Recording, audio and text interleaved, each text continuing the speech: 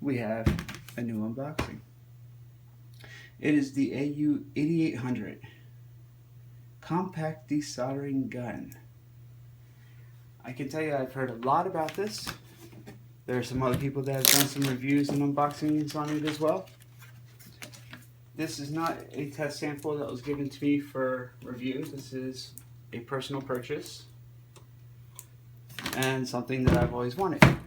Over the years, I've gotten accustomed to the soldering wick, the soldering pumps, a few of them actually. I think I got about 6 or 7 of these. In fact, I gave a couple away to a friend of mine not too long ago. And no matter how good you get at doing these kind of things with those desoldering pumps, you're still wasting time compared to something like this. At least according to the other reviews I watched.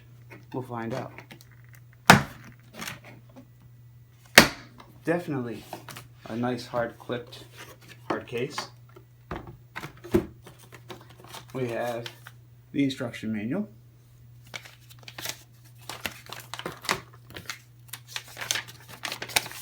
The service vendor or warranty vendor, SRA-Soldering products. Comes with silicone grease. There's a purpose for this, easy cleanup later on. Comes with Aoyue's traditional heavy metal, big rubber feet. Looks a little different though because it's for a soldering gun. It's not for a normal soldering iron, but still nice, hard, good weight. Not gonna move on you. I like it. Set that aside here. Put that over here. Your standard 3-prong power cord. Basic kind of computer power cord in the US for computer power supply. Set that aside. Even comes with a sponge and a sponge tray to go with your little gun holder. We'll call it a gun holder for now. Not that kind of gun, but let me declip my armband here. And of course, the actual desoldering gun. Now this is impressive. I have to say it's very light. It's a lot lighter than I expected it to be. I did take it out earlier just to weigh it, and if I was able to weigh it properly, which was very difficult without the cord and everything, it came in about 17¼ ounces, so just over a pound. And I'm impressed with the balance of it. You see this big pump back here, and you just think it's just going to fall back. It's not. It's actually very well balanced. It was very well thought out. The trigger is not hard to push at all. Very quick momentary trigger. You have your temperature control dial here. Your light indicating that the heater is on. This sticker that's currently installed on it is the temperature in Celsius. It does come with a sticker that you can put on it if you prefer to have your temperatures in Fahrenheit. I'll put that back in the box for now, and we'll actually put that in its little holder. And then you have your parts bag. So we'll take a closer look at the parts bag here. Set this aside.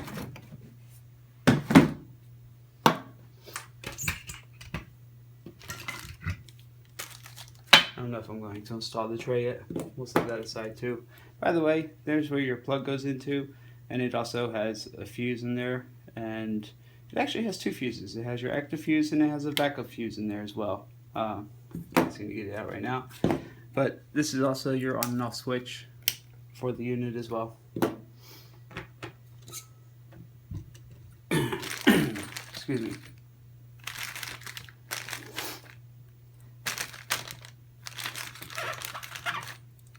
So this is to clear any type of jams you might get inside the gun. Of course, you have to wait for it to heat up before you try to clear out any type of jams. Makes it easier to clear it out, of course, if it's heated up too. We have a spare plunger, 2 different size tips, and the 3rd size tip is already installed. a catcher, or a spring catcher, I guess. This is what catches the solder. This is where you're going to want to put the silicone grease, because that way as the solder gets sucked back into the spring, it's a lot easier to tap out and clear out once it's done. And we have some filter discs to make sure it doesn't actually, if it happens to go past the catcher, we don't want it going into the motor itself. Let's go ahead and open this up, because there's one more piece in here. It's very hard to see unless I actually open it up here. So there we go.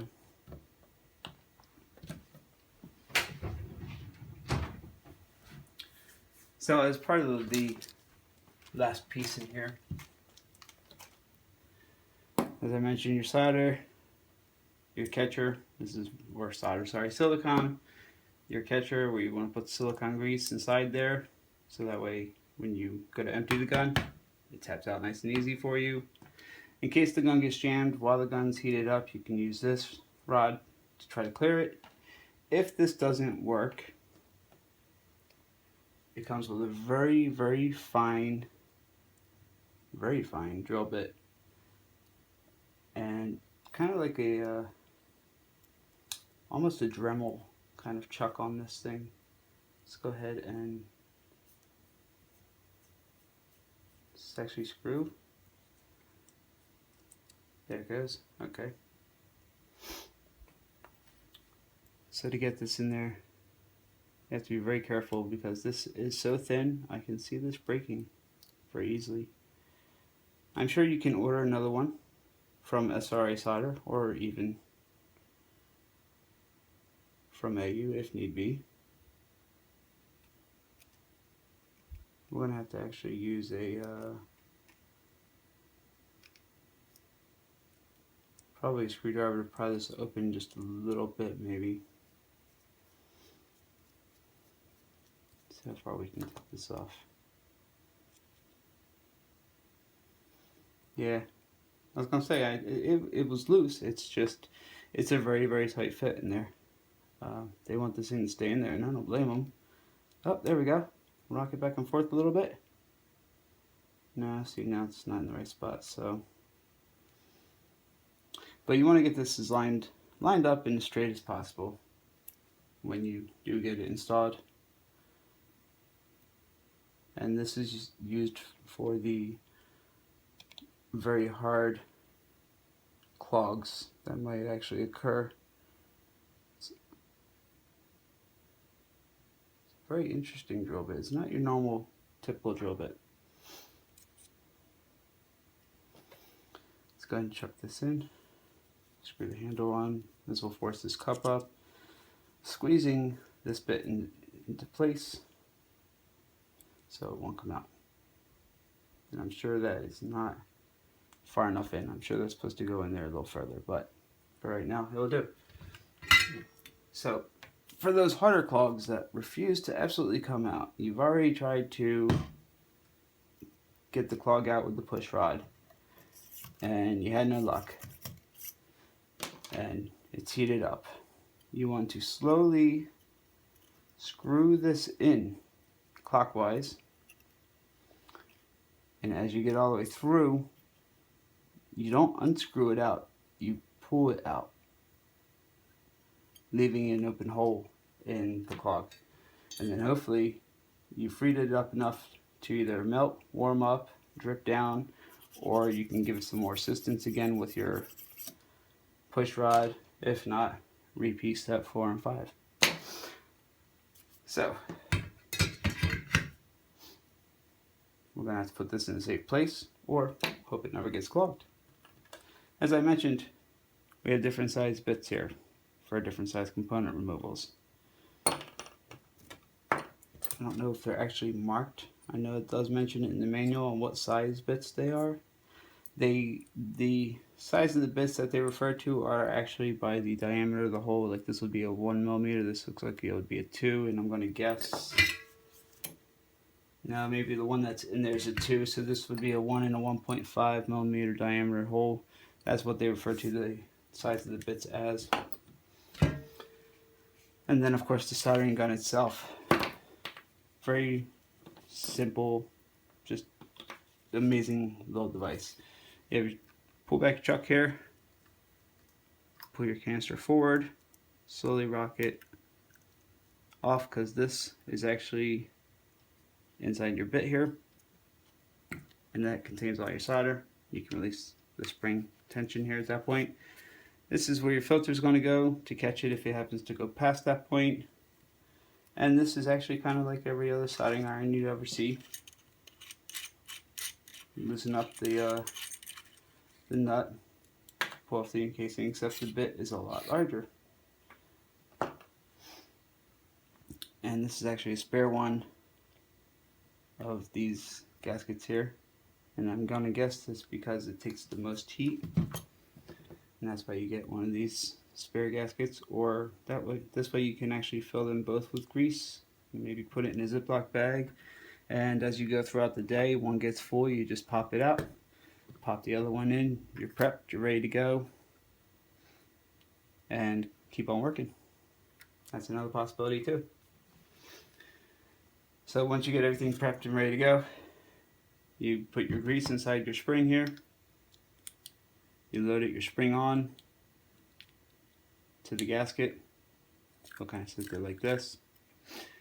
Put the spring in the gasket in the canister. Pull back your chuck again. Slide the canister into place and let it go.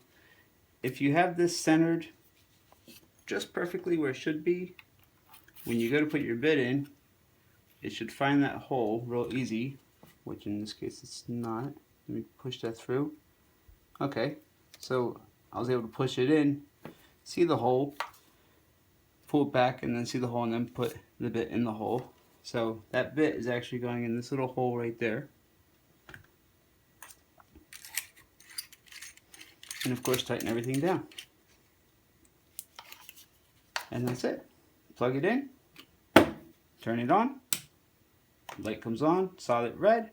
Once it starts blinking, almost like a slow pulse width modulation, then you know it's maintaining the temperature and you're ready to start desoldering stuff. You can start collecting components on your own without having to pay for them anymore.